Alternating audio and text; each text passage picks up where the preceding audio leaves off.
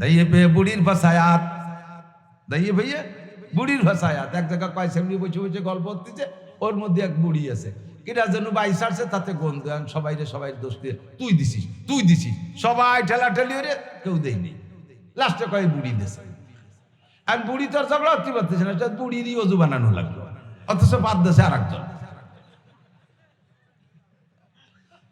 সারা দেশ ভরে মেম্বার, শহীদার, দফাদার, সবচেয়ে বড় ঘুষখোর বর্তমানে, সবচেয়ে বড় ঘুষখোর বর্তমানে বলেন জানেন কে? সবচেয়ে বড় ঘুষখোর সাংবাদিকরা। সবচেয়ে বড় ঘুষখোর সাংবাদিকরা মিথ্যে মিথ্যে সংবাদ বানাইয়া মানুষকে বিপদে ফেলাইতেছে, মানুষের নামে অপপ্রচার দিচ্ছে। যাদের নামে বড় ঘুষখোর বলে বদনাম, পুলিশ, সে পুলিশের কাছ থেকে সাংবাদিকরা ঘুষ খায়। পুলিশটা এক পাশে ফেলাই দিয়ে, স্যার টাকা দেন, নইলে কিন্তু এটা সার্কুলার দিয়ে দেন। বাবা তোর পায়ে ধরি, আমি 2 লাখ টাকা ওই জায়গাতে আনছিলাম, তোর 3 লাখ টাকা দেবেন, আমার নামটা খুশ। আর আমাকে দোষ দেয়, ফু দেয় না, সেই ফু দিয়া হুজুর নেই। ওয়ালা মানা তুমাক নামা, আমানতের সাথে খেয়ানত। মসজিদের আমানত খেয়াল রাখেন, একটু মনে রাখেন। কেশিয়ার যারা আছেন, মসজিদের কেশিয়ার পদ নেওয়ার মোটা চেষ্টাই করবেন না। আমি আমার নায়েবে মোহতাম সাহেব নিয়েছে, আমার সভাপতি হিসাবে আসছে আমার মাদ্রাসা, এই ভাড়া মজলিসে বলে গেলাম, আমার মাদ্রাসা সুলতান শাহী গোড়াইদের মাদ্রাসায় যদি আমি যোগ্য মোহতামিম তৈরি করতে পারি, আমি পদ ছেড়ে দেবো, আমি মোহতামিমের লুবি না। বিশাল বোঝা, বিশাল বোঝা। 2020 সালের মে মাসের 1 তারিখে আমার মোহতামিমের চাকরি। এর আগে 8 বছর সভাপতিত্ব করছি সুলতান শাহী মাদ্রাসায়, এরপরে বানাইছে সভাপতি মোহতামিম। এই 2020 সালের থেকে নিয়ে এই 25 সাল শেষ হতে লাগছে, 1 টাকা বেতন নিতে পারিনি। মাহফিলের পরে উস্তাদরা খরচ বরচ বাদে যা টেকছে বাক করে দিয়ে দেই যে কয়েকজন যারা চলে গেছে, কিছু বেতন বাকি রয়েছে, তাকে দেওয়ার মতো কিছু নেই। নিজের পকেটের থেকে 30,000 টাকা বের করে দিছি, যান ওই 3 জনটা দিয়ে দেন 10,000 টাকা করে। একটা লুকমা ভাত মাদ্রাসার খাই না, আল্লাহর রহমতে আল্লাহ খাওয়ায় না। আল্লাহ আমার মোটা রুজি যেদিন থেকে রুজি প্রশস্ত করে দেয়, সেই দিন থেকে চলতে আছি। পদের কুলে কোনো লোভ নেই। আমার এই দায়িত্ব বহন করা খুব কঠিন মনে হয়, খুব কঠিন মনে হয়। আমার জিম্মায় যে শিক্ষকরা আছে, তাদের যদি বেতন না দিতে পারি, অধীনে ছাত্ররা আছে, তাদের যদি থাকা খাওয়ার ভালো ব্যবস্থা করতে না পারি, আমি এই আমানতের দায়িত্ব সঠিকভাবে পালন করতে পারলাম না। তার চাইতে আমার সহকারী শিক্ষক থাকাই ভালো, আমি মোহতামিম করতে রাজি না। আমানতের সাথে গনিমতের ব্যবহার করবে যখন, তখন তোমারই কারণে ভূমিকম্প হবে, ভূধস হবে, অগ্নিবৃষ্টি হবে, অনাবৃষ্টি হবে, অতিবৃষ্টি হবে, জলোচ্ছ্বাস হবে, যত আযাব গজব তোমার কারণে হবে। যখন আমানতের সাথে খেয়ানত চলবে। 2 নম্বর ওয়াযাকাতু মাগরামা, ভূমিকম্পের 3 নম্বর কারণ, যখন উম্মতের যাকাতরে জরিমানা মনে করবে। যাকাত নগদ টাকা 52.5 ভরি রূপার দাম, অথবা 7.5 তোলা স্বর্ণের টাকা, যা এই পরি স্বর্ণের দাম, যা এই পরিমাণ ক্যাশ যদি আপনার দোকানে থাকে, ব্যবসার মধ্যে থাকে, ব্যাংকে জমা থাকে, অথবা ঘরের মধ্যে থাকে, নগদ এই পরিমাণ টাকা থাকলে 40 ভাগের 1 ভাগ যাকাত দেয়া ফরজ। ওই 40 ভাগের 1 ভাগ সারা বছর আপনি পুরো টাকা ব্যবহার করছেন। কথা কি বোঝা যাচ্ছে? একটু পাতলা হয়ে কই, আপনার 1 লক্ষ টাকা আছে, সারা বছর আপনি যেমন খুশি ব্যবহার করতেছেন, কোনো সমস্যা নেই। ইদানিং 1 লাখ টাকায় যাকাত হয় না। 52.5 ভরির উপর দাম মিনিমাম 1,05,000 টাকা। আপনার দোকানে পুঁজি আছে 1,05,000 টাকা ধরে নেন, এই দোকান বেচা কিনা করছেন সারা বছর, তাতে লভ্যাংশ বের করে সংসার চালাইছেন। পুরো দোকানের সব টাকা যদি আপনি খেয়ে ফেলেন, বছরের মধ্যে আল্লাহ পাক আপনার পর হস্তক্ষেপ করবে না। 365 দিন চলে গেছে এভাবে, কিন্তু 366তম দিন যে যখন আপনার দোকানে হিসাব করে দেখা গেল 1,05,000 টাকা আছে, প্রত্যেকে 1,02,500, আর 5,000-এর 40 ভাগের 1 ভাগ কয় টাকা হয়? এই কয় টাকা আপনার খাওয়া হারাম, আপনার দোকানের টাকা আপনার ব্যবহার করা হারাম। ওই টাকা বের করার আগ পর্যন্ত দোকানের কোনো মাল আপনি ব্যবহার করতে পারবেন না, কারণ প্রত্যেক 1 টাকার মধ্যে 2.5 পয়সা রয়ে গেছে। প্রত্যেক 1 টাকার মধ্যে 2.5 পয়সা রয়ে গেছে আপনার হারাম টাকা। এই হারাম টাকাকে আপনি ব্যবহার করতে পারবেন, আপনার নিজের টাকা ব্যবহার করতে পারবে না। 40 ভাগের 1 ভাগ বের করে দিতে হবে। যদি বাংলাদেশের পয়সাওয়ালারা তাদের যাকাতগুলো সঠিকভাবে বের করে দিত, আসমানি রহমত পরিমাণ মতো বৃষ্টি নাজিল হতো, সময় মতো রৌদ্র হতো, জল বৃষ্টিতে ফসল নষ্ট হয়ে যেত না, ক্ষুধার গজব আসতো না। যদি মানুষের যাকাতগুলো সঠিকভাবে দিত, একটা মাদ্রাসায় এই লিল্লা বোর্ডিং এর জন্য চিন্তা করা লাগতো না। গরিব মিসকিনরা এই ব্যারাক অ্যাডামস কারিতাসের থেকে, গ্রামীণ ব্যাংকের থেকে সুদে লোন নেওয়া লাগতো না। যাকাতের টাকা সঠিকভাবে বন্টন করে দিলে সমস্ত গরিব স্বাবলম্বী হয়ে যেত। ব্যবস্থা সেভাবে না করিয়া থানায় থানায় লিখে দিয়েছে সাইনবোর্ডে একাকান, ভিক্ষুক মুক্ত, ফকির মুক্ত বলমারি, ফকির মুক্ত সালতা, ফকির মুক্ত নগরকান্দা। আমি গেছি ফকিরহাট, ফকিরহাট বাগেরহাটে একদিন তানার নাম হচ্ছে না ফকিরহাট, বাসে আমার গাড়ির নামে গাড়ির দাঁড়াইও একটু নামিয়ে চা খাই। তা চা খাইতে নামছি, নামার সাথে সাথে দিয়েছে দুটি খুঁটি, তো খুঁটি দুটি দিয়ে উপর দিক চাইছি, দিয়ে যে একখান সাইনবোর্ড ও তেল ফকিরহাট চাইছে বাবার 10টা টাকা দেন। আমি বেটা এই যে কি লেখা ফকির মুক্ত ফকিরহাট, সেই সাইনবোর্ডের তলে দাঁড়ায় তুমি বইটা চাও, কও যে লাগছে সে বড়ি বেড়ে আমার 10 টাকা লাগবে দাও। ফকির মুক্ত ফকিরহাট লেখলেই ফকির মুক্ত হয়ে যায় না, শতভাগ বিদ্যুতায়িত লেখলেই বিদ্যুতায়িত হয়ে যায় না। কথা বলেন? সকালে কারেন্ট থাকে না, বিকেলে কারেন্ট থাকে না, লোডশেডিং এর পর লোডশেডিং, আর খালি সাইনবোর্ড লেখলেই হয়ে যায়। ওয়াজাকাতু মাগরামা, যাকাতে যখন জরিমানা মনে করবা, মৌসুমি ফসল মৌসুমি ফসল, এদিক দেখেন নগদ টাকার যাকাত একরকম, আর মৌসুমি ফসল আমাদের হানাফি মাযহাবে মা খারাজা মিনাল আরদে, যা জমিনের থেকে উৎপাদন হবে। 1 কেজি পেঁয়াজও যদি হয় তবুও তার 40 ভাগের 1 ভাগ, 1 মণ পেঁয়াজও যদি হয় তার 40 ভাগের 1 ভাগ দিতে হবে। যে ফসল যেমন ফলাইতে তার পিছনে যেমন খরচ, তার থেকে ওসর সেভাবে দিতে হবে। যেই ফসলের পিছনে কোনো খরচ নাই, 1 বিঘে জমিতে বাঁশ লাগাইছেন, তারে সার ওষুধ কীটনাশক পানি দেওয়া লাগে না, বাঁশের চাষের জন্য কিছু দেওয়া লাগে না, কোনো লাগাইতে আসলে হয়ে যায়। কতক্ষণ এই বাঁশও আপনার 40 বাঁশের ভাগ দিতে হবে, 10টায় 1টা, বছরের শেষে 10টা বাঁশের 1টা বাঁশ গরিবরে দিয়ে দিতে হবে, 10টা বাঁশের 1টা। যদি আপনি না দেন আল্লাহ পাক রেখে দিতে পারে, সুন্দর সুন্দর করলি হয়ে কেবল মাথা বের হয়েছে, হালকা একটা ঝড় সাইডে মাথাগুলো ভাঙিয়ে সব মাথা বানায় দেবে। বারে বারে 10টা বাঁশের 1টা বাঁশ। আম বাগান বানাইছেন, ওরও আম বাগানের 10-20 ভাগের 1 ভাগ দিতে হবে। আপনাদের আমাদের দেশে কলাই বুনাই নাকি জানি না, আমাদের ওদিক কলাই ফসল বুনাই, কলাই মুসুরি, এর পিছনে সার ওষুধ কীটনাশক পানি দেওয়া লাগে না, শুধু বুনই রেখে আসে আর সময় মতো কাইটে নিয়ে আসে, এর 10 ভাগের 1 ভাগ দিতে হবে। আপনাদের পেঁয়াজের পিছনে যথেষ্ট পরিশ্রম আছে, 40 ভাগের 1 ভাগ দিতে হবে। পাটের পিছনে যথেষ্ট পরিশ্রম আছে, 40 ভাগের 1 ভাগ দিতে হবে। আর ধানের পিছনে যথেষ্ট খরচ আছে, ওরও 40 ভাগের 1 ভাগ দিতে হবে। 40 ভাগের 1 ভাগ বের না করে মুখস্থ আপনি সব খরচ করবেন, ওর ভিতরে গরিবের হক থাকার কারণে আপনারটা আপনারও হালাল না। যখন আমরা সুন্দর করে বলবো, বুঝাই দেবো, তখন এটাকে জরিমানা মনে করবে, আমার ক্ষেতের ফসল আমি যা খুশি তাই করবো। হুজুররা পাম্পট্টি দিয়ে নেওয়ার জন্য মশলা খাড়া করে। আবার যখন ধান পাট কালেকশনে যাই, ধান দেয় কোন সাইজের ধান, পিএস দেবে যত কাটা পিএস, কুচো পিএস সেইগুলো দেবে। দান দেবে আগাইলে মাইটনে খেড়িও দান, সিটে দান। আল্লাহু আকবার। আল্লাহ পাক রব্বুল আলামিন বলেন, এই সিটে দান আর আগাইলে দান দিলে কিরম লাগে আগামীবার দেখাই দেব। আগামীবার ধান যখন ফুলে বেরোইছে, ফুল বেরোইছে, হালকা একটা বাতাস দিয়ে ফুল ঝরে গেছে, এবার ধান সিটে হয়ে গেছে। 1 বিঘে জমিতে 30 মণ 40 মণ ধান হইতো, কাটি আইলে মলন মেলার পরে মাড়াই করার পরে ধান সে গাদি সেরকম হয়েছে, কিন্তু বলই দেখে 30 মণ সিটে আর 5 মণ হয়েছে ধান। লম্বা একটা হাই ছেড়ে কয়, আল্লাহ বুঝলো না। আল্লাহ বেড়া কেটে 30,000 টাকা দিয়ে বলক করছে, আল্লাহ বুঝলো না। আল্লাহকে বুঝিলেই গতবার আবার তালবি আলী ভাই ছিল মাদ্রাসা থেকে, তাকে সিটে দান দিছিস, সিটে দান দিলি কলিজার মধ্যে কেমন লাগে তাই বুঝানোর জন্য একটা বুঝ দিয়ে দিলাম। ও যাকাতু মাগরামা, বেড়ে যাচ্ছে কথা, শুধু হেডলাইন বলে চলে যাব।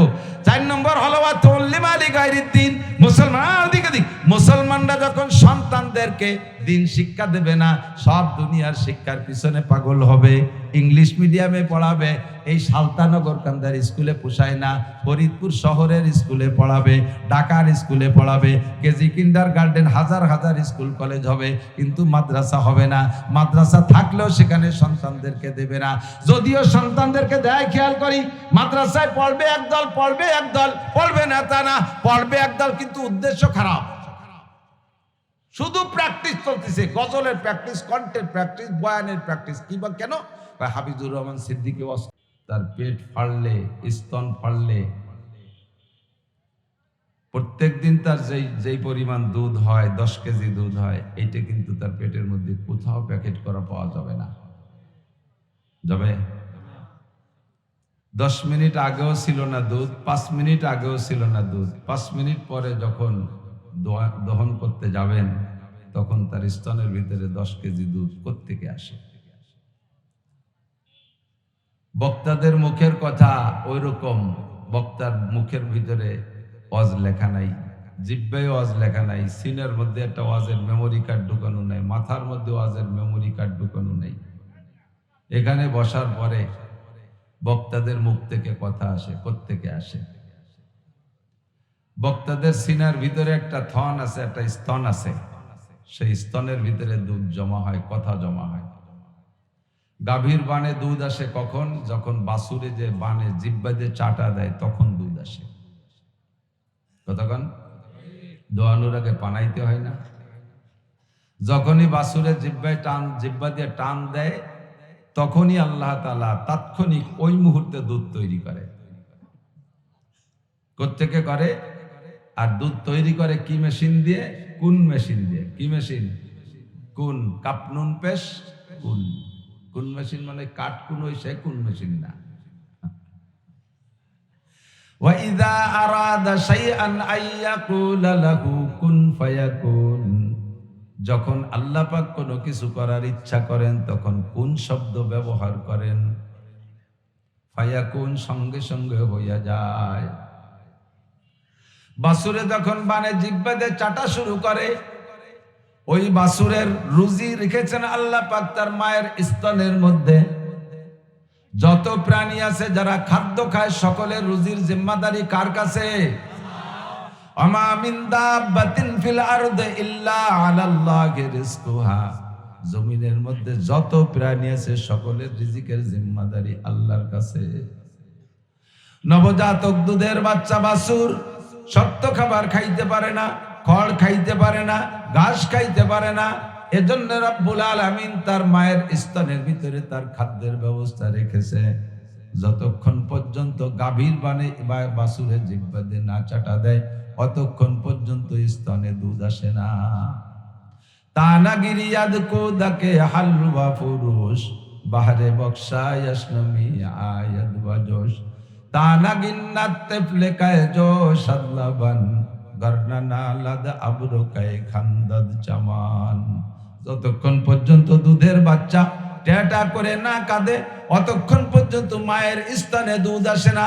বাচ্চায় যখন কান্নাকাটি করে তখন আরশে আজিমের মালিক মায়ের স্তনের মধ্যে দুধ তৈরি করে দেয় ওই বাচ্চাকে দুধ খাওয়ানোর জন্য। কারণ নবজাতক দুধের বাচ্চার জন্য দুনিয়ার কোনো শক্ত খাদ্য প্রযোজ্য নয়। রব্বুল আলামিন বাচ্চার রুচি সম্মত, স্বাস্থ্যসম্মত সব দিক দিয়ে পরিপূর্ণ কইরা মায়ের স্তন ভরে দুধ পাঠাইয়া দেয়। তেফলেরা গার না দেখি বার যায় শির, তেফলে মিসকিনরা আজানান মুর্দাগির। চার পারা কদরে তাকত বারেনে বার জঈফা কদরে হিম্মত কারনে। নবজাতক দুধের বাচ্চা গোশত রুটি খাইতে পারে না, শক্ত খাবার খাইতে পারে না, দুধ ছাড়া বাঁচে না। এজন্য বাচ্চার কান্নার সাথে সাথে আল্লাহ মায়ের স্তনে দুধ ভরে দেয়। তেমনি দুধের বাছুর সেও দুধ ছাড়া বাঁচতে পারে না, তার রুজির জন্য আল্লাহ পাক তার মায়ের স্তনে দুধ ঢুকাইয়া দেয়। দুধটা আসে কখন? যখন বাছুরের জিহ্বা দিয়ে চাটা শুরু করে। কতক্ষণ? এবার বাছুরে যদি মায়ের স্তনে না চাইটা মুখ চাইটে দেয় অথবা পেটে চাটা দেয় অথবা পাছা চাইটে দেয়, দুধ আসবে? কোন জায়গা চাটতে হবে? বানেই চাটতে হবে। কতক্ষণ? Same quality. বক্তারা এখানে বসে সিনের মধ্যে ওয়াজ বস্তা ভরা নাই, মাথার মধ্যে বয়ান লেখা নাই, জিহ্বার মধ্যে ওয়াজ লেখা নাই। এ জায়গা বসার পরে আসমান থেকে মাথার মধ্যে বক্তাদের মাথার মধ্যে ওয়াজ আসবে। ওয়াজটা আসবে কখন? যখন শ্রোতারা বাছুরের মতো বক্তার দিক অন্তর জিহ্বেদের চাটা শুরু করবে তখন। এই মুহূর্তে যদি শ্রোতারা বক্তার দিকে অন্তর জিহ্বেদে না চাইটা বাদামে চাটা দেয়, চানাচুরি চাটা দেয়, পানে চাটা দেয়, তাহলে বাছুরে যেমন মায়ের গা আর পাছা আর পেট চাটলে দুধ আসবে না, ওই রকম এখানেও দুধ আসবে না। খুব অন্তর চক্ষু দিয়া অন্তর জিহ্বেদে চাটা দিতে হবে। তাই আল্লামা রুমি রহমাতুল্লাহ আলাইহি বলেন, ইসু খানশি রাস্তে দর পেস্তানে যা বেকুশেন্দা খুশনমি গরদাদ রওয়া মুস্তামে চু তৃষ্ণাবা জোয়েন্দা সুদ ওয়াইজার মুর্দা বুয়াদ গোয়েন্দা সুদ মুস্তামে চু তাজা আয়াদ বেমলাল সজ্জবা গরদাদ বাগুপ্তান গুঙ্গুলাল। শ্রোতারা যখন আগ্রহের সাথে কথা শুনতে চাতকের মতো তাকায় থাকবে আর সে আজিমের মালিক উপর থেকে কথা শিখাইয়া দিবে। বক্তার আওয়াজ করে, হাত নাড়ে না, হাত প্রত্যেকে কথার সিস্টেম এইটা, একটু হাই হুই কইয়েন। বড় হয়ে যায়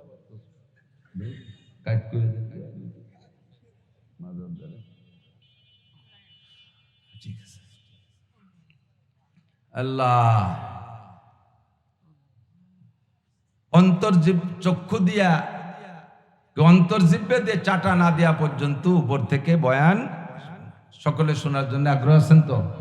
পুরুরা মাদ্রাসার বয়ান সারা বছর ধরে আপনারা অপেক্ষা করেন, এখানে বয়ান হবে। আগে তো সারা রাত হতো মনে হয়, এখন সেটা কমিয়ে চলে আসছে। সারা রাত বয়ান যে জায়গা হয় তাকে সমালোচনা হবে বিদায় আমি বলি না, তবে সারা রাত আল্লাহ রসুল মাগরিবের ফজর পর্যন্ত বসে বসে উম্মতকে বয়ান করছে, এরকম মনে হয় একটা ইতিহাস নাই। ফজর বাদ আর মাগরিব বাদ বয়ান করতেন বেশিরভাগ। এই দুইটি হলো বয়ানের মূল সুন্নাত। সুন্নত যতক্ষণ ঠিক থাকবে অতক্ষণ পর্যন্ত সুন্নতের থেকে হিদায়াত পাওয়া যাবে। সুন্নত যখন গড়মিল হয়ে যাবে, ওর মধ্যে ভেজাল শুরু হয়ে যাবে, তখন সে জায়গা থেকে ফায়দাও পাওয়া যাবে না। আল্লাহ তাআলা আমাদেরকে ফায়দা নসিব করে, সবাই বলি আমিন। আল্লাহু আকবার। দুনিয়ায় শান্তি চাই, সকলেই চাই, চাই কিনা? অশান্তি কেউ চান? অশান্তি কেউ চাই না। শান্তি সবাই চাই, তবে শান্তি কোথায় গেলে পাই সেই জায়গাটা আমরা যাইতে এখনো সক্ষম হই না, বুলের উপরে ঘুরতেছি। আল্লাহ পাক রব্বুল আলামিন আমাদের সকলের শান্তির সুব্যবস্থা করে, সবাই বলি আমিন।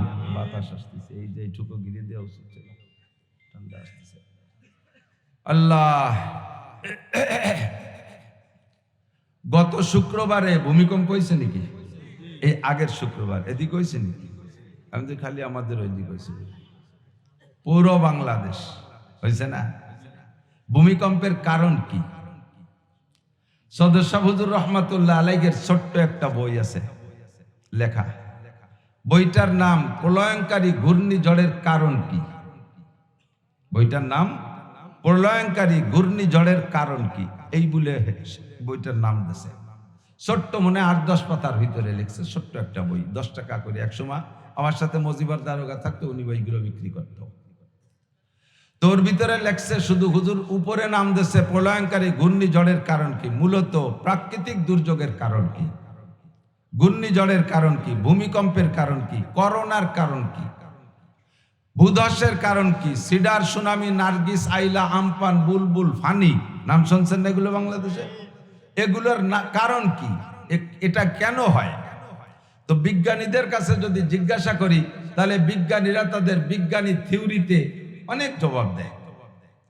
ঘূর্ণিঝড়ের কারণ হলো সাগরের ভিতরে জলবায়ু উত্তপ্ত হইয়া পাকের সৃষ্টি হয়, সেই পাকের নাম ঘূর্ণিঝড়। বাস, ঘটনা তো তাই, সত্যি সাগরের ভিতরে জলবায়ু উত্তপ্ত হইয়া পাকের সৃষ্টি হয়, সেইটা ঘুরতে ঘুরতে বিশাল রূপ ধারণ করে, তার নাম ঘূর্ণিঝড়। বুঝলাম, ঠিক আছে। তো এই ঘূর্ণিঝড় সাগরের ভিতরে তৈরি হয়, এ তো আমাকে বাড়ির দ্বারে তৈরি হয় না। 1 মাস আগের থেকে আবহাওয়াবিদরা সিগন্যাল দেয়, আর 1 মাস পরে ডিসেম্বর মাসের 16 তারিখে আসতেছে।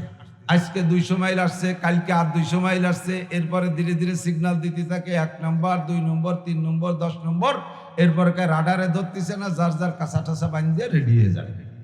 কিরা কোন দিক যাবেন? ঘর বাড়িতে পেলা পিন্ডে বাঁধানোর চেষ্টা করেন। এই ঘূর্ণিঝড় 5000-7000 কিলোমিটার দক্ষিণে সাগরের ভিতরে তৈরি হলো, জলবায়ু উত্তপ্ত হয়ে তৈরি হলো। সারা দুনিয়ার নদ নদী, সাগর, খাল বিলের পানি সব দক্ষিণ দিক গড়ায়। এই ঘূর্ণিঝড়টা 10,000 কিলোমিটার দক্ষিণই তৈরি হইয়া এই উজইয়া আমাকে বাড়ির দিক আসে কে? বাইটি তো ওইদিক চলে যাবে না, তো এদিক আসে কে? এটা জব দেন। জলবায়ু উত্তপ্ত হইয়া ঘূর্ণিঝড়ের সৃষ্টি হয়, কিন্তু ঘূর্ণিঝড় নিচের দিক না যায় উপরের দিক কেন আসে? বিজ্ঞানী বলো। ভূমিকম্প কেন হয়? কয় মাটির নিচ থেকে পানি, তেল ইত্যাদি বের করতে করতে তলে ফাঁকা হয়ে গেছে, এরপরে জাকিতে বসে পড়ে, এর নাম হলো ভূমিকম্প। দোস্তরে বাংলাদেশের মাটির নিচ থেকে কতটুক পানি আর তেল গ্যাস বের করলাম যে ঝাঁকি দিয়ে এত জায়গা নিচু উঁচু করে ফেলে। মধ্যপ্রাচ্য, আরব আমিরাত, আরব কান্ট্রি, 40-42টা মুসলিম কান্ট্রি, সে জায়গার থেকে শত শত বছর কত হাজার হাজার লক্ষ লক্ষ কোটি কোটি জীবন ভরে কোটি বলতে বলতে হাঁটুর কোটি খুলে যাবে, তবুও কোটি বলা শেষ হবে না। এত টনকে টন, গ্যালনকে গ্যালন তেল বের করতেছে। সে জায়গা তো তলে ফাঁকা হয় না, সে জায়গা তো জাকি লাগলো না। জাকিটা বাংলাদেশে কেন লাগে? কও এবার কও, তোমরা কত বড় বিজ্ঞানী, একটিবার প্রমাণ হোক। বিজ্ঞান পড়ায় তোমাদেরকে সরকার, বাংলাদেশ সরকার, প্রযুক্তি বিশ্ববিদ্যালয়, কত সায়েন্স বিজ্ঞান বিশ্ববিদ্যালয় বানাইয়া কোটি কোটি টাকা তোমাদের পিছনে খরচ করে। একটা কিছু আবিষ্কার করে দেখাইতে আজও পারো নাই বাংলাদেশি বিজ্ঞানীরা। এখন একটা সুইর ফাঁসা ফুটো উঠতে হবে, কি যে তাও দিশে পাও না। সুইটা বানাতে পারো, সাইডা নিয়ে ফুটো করে আনা লাগে। একটা মেশিন বানাইতে পারো না, একটা যন্ত্র বানাইতে পারো না, একটা কিছুই বানাইতে পারো না। এখনো পর্যন্ত সরকারের বস্তা বস্তা টাকা তোমাদের পিছনে খরচ করে। কথা বলেন ঠিক কি ঠিক না? কোন জায়গা থেকে কিছু আবিষ্কার করতে পারো না। মেডিকেল সায়েন্সের মেডিকেল বিশ্ববিদ্যালয়ের কোটি কোটি টাকা তাদের জন্য খরচ করতেছে। বিঘেকে বিঘে, একরকে একর জমি দিয়ে তাদের বড় বড় বিল্ডিং বানাই দিয়েছে। আজও পর্যন্ত তোমরা এমন একটা ডাক্তার বানাইতে পারো নাই যেই ডাক্তারের উপরে আস্থা তৈরি হতে পারে। যেই সরকার এই মেডিকেল বিশ্ববিদ্যালয় বানাইয়া তোমাদের পিছনে কোটি কোটি টাকা খরচ করতেছে, সেই ডাক্তাররাও তোমাদের কাছ থেকে বড়ি খায় না, তোমাদের কাছ থেকে চিকিৎসা নেয় না। সেই কি বলে রাজা বাদশারা, এমপি মন্ত্রীরা, সরকাররা তোমাদের কাছ থেকে ঔষধ খায় না। তাদের অসুস্থ হলে ভারতে চলে যায়, চেন্নাই, মাদ্রাজ, বোম্বে চলে যায়, সিঙ্গাপুর চলে যায়, বিদেশে চলে যায়। তোমাদের পিছনে লক্ষ লক্ষ কোটি কোটি টাকা খরচ করা সম্পূর্ণ বৃথা। কথা বলেন ঠিক কি ঠিক না? প্লেয়ারদের পিছনে, খেলোয়াড়দের পিছনে ফুটবল, তারপরে বটি বাড়িতে কি কয় ক্রিকেট, এদের পিছনে কত টাকা খরচ করতেছে? কোটি কোটি টাকা খরচ করছে, একটা কিছু অর্জন করে এনে দিতে পারছে কোনোদিন? কথা বলেন। বিশ্বকাপ তো দূরের কথা, একটা বাঙ্গা 4 কাপ এনে দিতে পারেনি। হ্যাঁ, একেবারে আমার চোখের সামনে আমি যাব চট্টগ্রাম এয়ারপোর্টে ঢুকতেছি, এর মধ্যে দেখি বাংলাদেশের টাইগাররা যাইতেছে।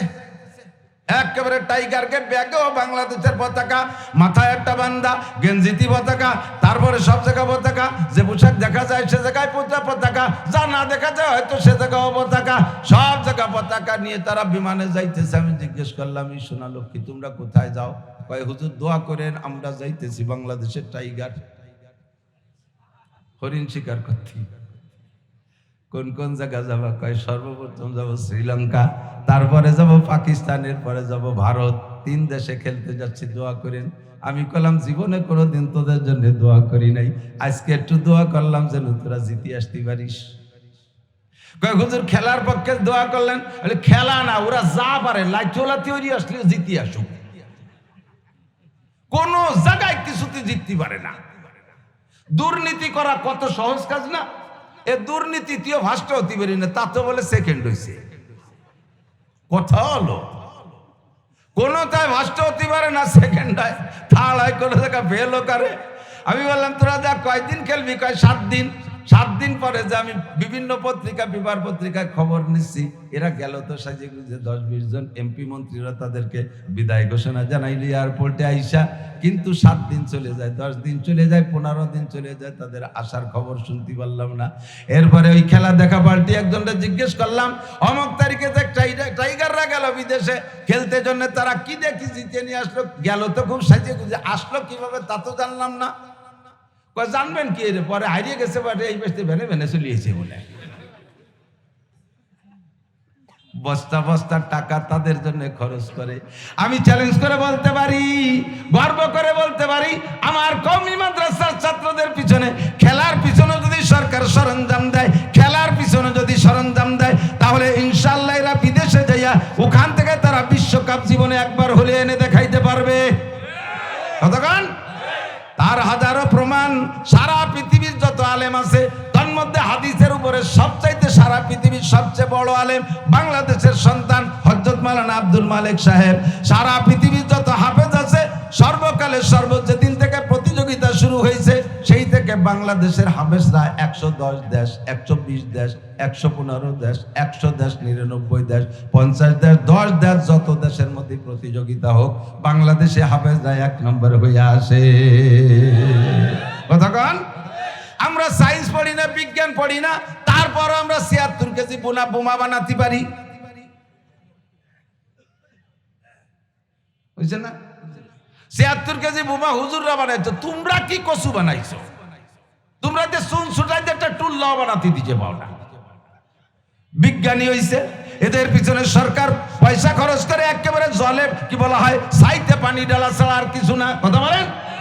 আল্লাহর রহমতে এদিকে আসেন, বিজ্ঞানী ছিল হযরত মাওলানা আব্দুর রাজ্জাক সাহেব, সদস্য হুজুর রহমাতুল্লাহের খলিফা, বাংলাদেশ খাদেমুল ইসলাম জামাতের জেনারেল সেক্রেটারি। উনি বাংলাদেশি বিজ্ঞানীদেরকে মানে তামাশা করে বলতেন। সুটপা মাদ্রাসার ওয়াজে আমার মনে আছে, গেছি ওয়াজ শুনতে, আল্লাহু আকবার। ওনার বয়ান এমন রসালু, এরকম কাটা কাটা বয়ান করতেন, সুট্টু ছিল না। ওনার বয়ান শোনার জন্য নানুপুরি হুজুর, যশোরে হুজুর, কাশিয়ানি হুজুর, গড়ডাঙ্গার মহতাম সাহেব রুমে বসা ছিল, সব স্টেজে চলে আইছে। আইসে এই কয় বুড়ো ওনার সাথে বয়ান শুনতে শুনতে হাসতে হাসতে কান্দি দিতেছে, চোখ দিয়ে পানি ভরে। আমরা ওনার দিক চেয়ে হাসতেছি, যে এই যে মাঠের মধ্যে সবাই কিছুক্ষণ পরে ওনার দিক না তাকাই হাসছে, হাসতেছে সবাই, কিন্তু মাঠের মধ্যে তাকাই হাসতেছে। ঘটনা কি? পরে একটু আগায় যেয়ে যে সত্যি ওনার ওয়াজ শুনতে শুনতে একজন হাসি দিয়ে ঘুমাই রয়েছে, মানে তার ওই মুখ বন্ধ মনে নেই, ওদিকে ঘুমাইছে গেছে। এমন রচালু বয়ান। উনি কইতে যে বাংলাদেশি বিজ্ঞানী, সুবহানাল্লাহ, বিজ্ঞানী আমাকে পাইছিও, হুজুরকে বিজ্ঞানী আমাকে পাইছো। ওরে কপাল, এইভাবে কইতেন। নারকেল গাছে উঠলো, কাঁচা দিয়ে যাই সেই জায়গাতে শূন্য নারকেল একটা পারলো, পাড়িয়ে তাই শুলিয়ে তার বেরমতালিয়ে হুটো হয়ে দিয়ে ওই উপর দিয়ে কোরআনি ডুয়ে দিয়ে ভিতরের নারকেল সব বেরোইয়ে পানিও খালো, নারকেলও খালো। এরপরে বাঁশের এরম একখান চাইছে তার মাথার মধ্যে দিয়ে ডুয়েলো। এরপরে সেই নারকেলের ভাসরে হুটো হয়ে তার মধ্যে পানি ডুয়েছে। উপরে মাটি দিয়ে কলকিয়ারটা বানাই দিয়ে তা উপরে বসাই দিয়ে ওর মধ্যে তামুক খানিক মাহাইয়া এরপরে ওই জায়গায় আগুন ধরাই দিয়ে সে নারকেলের ফাঁসড়ে যে ফুটো ওই জায়গায় দিয়ে চুমো দিচ্ছে, এমন বেগে চুমো দিয়ে দিয়ে ধুমো প্যাটের মধ্যে নিয়ে নাক দিয়ে গাল দিয়ে পাশা দিয়ে এদিক সেদিক দিয়ে পারে। বিজ্ঞানী আমাকে পাইছি। তোমার কাছে জিজ্ঞাসা করলে বিজ্ঞানী আমাকে পাইছো, ভূমিকম্প হয় কেন এই বলবা, ঘূর্ণিঝড় হয় কেন ওই বলবা, করোনা হয় কেন এটা আরেকটা বলবা, মূল কারণ কোথায় সে জায়গা কেউ হাত আজও দিতে পারো নাই। কথা বলেন ঠিক না? মূল কারণ হলো আল্লাহ পাক রব্বুল আলামিন বলেন, যাহারাল ফাসাদু ফিল বাররি ওয়াল বাহরি বিমা কাসাবাত আইদিন নাস। জলে আর স্থলে, আসমানে আর জমিনে, ব্যক্তিগত জীবনে, পারিবারিক জীবনে, সামাজিক জীবনে, অর্থনৈতিক জীবনে, আন্তর্জাতিক জীবনে, রাজনৈতিক জীবনে যত পদস্খলন, যত আপদ বিপদ, যত বালা মুসিবত, যত গজবাজাব আছে সবগুলো, এই সমস্তগুলো, এই যত প্রাকৃতিক দুর্যোগ আছে সবগুলো আসার কারণ হলো বিমা কাসাবাত আইদিন নাস। এগুলো সবই তোমাদের কর্মফল। ঘূর্ণিঝড় কেন হবে? যদি ঘূর্ণিঝড় হয় তো সাগরের মধ্যে তৈরি হয়ে ওই দিক চলে যাবে, এদিক কেন আসবে? কথা বলেন। নিচের দিক না যে উপরের দিক কেন আসে? কয় তোমাদের কর্মবল তোমাদেরকে শায়েস্তা করার জন্য আসে। এগুলো সব কিয়ামতের পূর্বাভাস। যখন দেখবা এগুলো বারবার আসতেছে তখন তোমরা বুঝবা কিয়ামত আর বেশি বাকি নাই। কিয়ামতের আগে আইনে কিয়ামত হবে মুহররম মাসের 10 তারিখ শুক্রবার। এই ভূমিকম্পের মাধ্যমে কিয়ামতের সূচনা শুরু হবে। গত শুক্রবারে যে ভূমিকম্প, এটাও কিন্তু শুক্রবারে হয়েছে ভূমিকম্পটা, ঠিক না? বয় পেয়ে গেছিলাম, আল্লাহ শুরু হইলে শুক্রবার, পরে দেখে না মুহররমের 10 তারিখ না, তারিখ পাল্টে গেছে। আল্লাহু আকবার। কিয়ামত হবে কি হবে না? বলেন হবে। ইদা ওয়াকাতিল ওয়াকিয়া লাইসা লিওয়াকাতিহা কাযিবা। কিয়ামত অবশ্যই হবে। কিয়ামত ঘটনা ঘটার মধ্যে কোনো সন্দেহ নাই। নবী আলাইহিস সালাতু ওয়াসসালাম সাহাবায়ে কিরামদেরকে নিয়ে বসে আছেন, বয়ান করতেছেন। ইতিমধ্যে হযরত ওমর ইবনে খাত্তাব রাদিয়াল্লাহু তাআলা আনহু বলেন, বাইনামা নাহনু ইনদা রাসূলিল্লাহি সাল্লাল্লাহু আলাইহি ওয়াসাল্লাম, আমরা নবী পাকের সামনে বসা ছিলাম। ইসতালা আলাইনা রাজুলুন, ইতিমধ্যে আমাদের মাঝে একটা লোক উদয় হলো। শাদীদু বায়াজিস সিয়াব ওয়া শাদীদু সাওয়াদিস শাব, লোকটার গায়ে ধবধবে ফকফকে সাদা, এমন সাদা কাপড় জীবনে কোনোদিন দেখি নাই। গায়ের রং যেমন ফর্সা, জামা ওইরকম, মাথার চুল দাড়িগুলো, মুখের দাড়িগুলো, মাথার চুলগুলো এমন কালো, আমাদের মধ্যে কাহারও চুল দাড়ি এমন কালো ছিল না, কঠিন কালো। আলা ইউরা আলাইহি আসারুস সফর, লোকটার হাতে সফরের কোনো ব্যাগেজ নাই, গায়ের ভিতরে চেহারার মধ্যে সফরের কোনো আলামত নাই। একটা লোক মরুভূমির ভিতরে লম্বা সফর করে আসলে, পথ চলে আসলে, গায়ের সাদা কাপড় থাকলে সাদা থাকে না, ময়লা হয়ে যায়। চুলদারির ভিতরে উড়ন্ত ধুলোবালি ঢুকে উলো কেশ বা উলবেশ হয়ে যায়। লম্বা পথ সফরে গেলে সফরের কিছু সামান ব্যাগ ট্যাগ থাকে, কোনো কিছু তার ভিতরে নাই। এই লোকটাকে আমরা কেউ চিনি না, লা ইয়ারিফুহু মিন্না আহাদুন, আমরা কেউ তারে চিনি না। লোকটা মাঠের, আমরা যেখানে বসে বয়ান শুনতেছি, পিছনে এসে দাঁড়াইলেন। পিছনে এসে দাঁড়ায়ও জায়গা, অনেক জায়গা থাকা সত্ত্বেও পিছনে বসলেন না, উকি মারে দেখতেছে বসার মাঝখানে বা সামনে কোনো জায়গা আছে নাকি। ওই লোকটা গলা উঁচিয়ে দেখেন নবী আলাইহিস সালামের সামনে সবচাইতে নিকটে বসা সিদ্দিক আকবর, আবু বকর, এই দুইজনের মাঝখানে একটা মাত্র সিট খালি আছে। হাত ঢুকায় ফাড়তে হাত্তা জালাসে ইলা নবী সাল্লাল্লাহু আলাইহি সাল্লাম, সামনের পর আয়েশা হুজুরের সামনে একেবারে বরাবর বসে গেলেন। বসার টেনশনটা ছিল, ফাসনাদা রুকবাতাইহি ইলা রুকবাতাইহি, ওনার হাঁটু দুটো হুজুরের হাঁটুর সাথে মিশিয়ে দিলেন। ওয়াজা কাফাইহি আলা ফাকিজাইহি, হাত দুইটা রানের উপরে রাখলেন। মুফাসসিরিন মুহাক্কিকিনরা বলেন নিজের রানের পরও রাখতে পারেন অথবা হুজুরের রানের পরও রাখতে পারেন, এটা বসার আদব। নিজের রানের পর রাখা সর্বশ্রেষ্ঠ আদব, আর হুজুরের রানের উপরে হাত রাখলে রাখতে পারেন এ উদ্দেশ্যে উনি যে কথাগুলো বলবেন যাতে হুজুর সেই কথাগুলো খুব মনোনিবেশ দিয়ে শোনেন, অথবা হুজুর বলবেন উনিও খুব আগ্রহের সাথে মুখের থেকে কথাগুলো নিবেন। এই জন্য দুইজনের ভিতরে তাল্লুক আর সম্পর্ক গড়ার জন্য হুজুরের রানের পরও হাত দিয়ে বসতে পারেন। এরপরে বৈশা লোকটা ভদ্রতার সাথে জিজ্ঞাসা শুরু করলেন। চারটি জিজ্ঞাসা, তিনটি বলার আমি ওদিকে যাব না।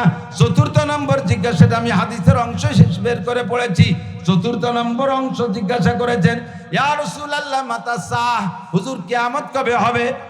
আপনার আগে যত নবী রাসূল চলে গেছে আমি তাদেরকে বলেছি আপনারা বর্তমানে দুনিয়া আছেন, একদিন দুনিয়া থাকবে না, দুনিয়াটা ধ্বংস হয়ে যাবে।